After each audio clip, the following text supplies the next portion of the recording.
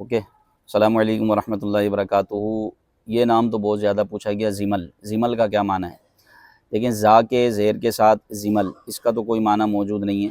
زا کے پیش کے ساتھ زمل، اس کا مطلب بھی بہت زیادہ اچھا نہیں ہے۔ اس کا مطلب ہے بزدل ہونا اور بوجھ اٹھانے والا ہونا، تو یہ زمل کے معنی ہیں۔ اور زا کے نیچے زیر کے ساتھ زمل کے ساتھ کوئی معنی موجود نہیں ہے، لہذا یہ نام معنی کے اعتبار سے مناسب نہیں ہے، لہذا نہ رکھا جائے، بہتر تو یہی ہے۔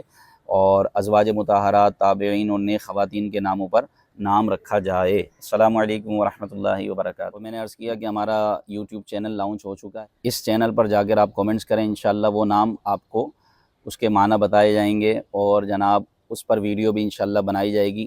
تو آپ یوٹیوب چینل بھی ہمارا سرچ کریں، اسماء اسلامی، اس کو سبسکرائب کے ساتھ اول تاخیر پورے سنیں۔ ازلان اور اذہان، ازلان یہ اردو، عربی، فارسی تینوں لغت میں موجود نہیں ہے۔ یہ ترکی زبان کا لفظ ہے ازلان۔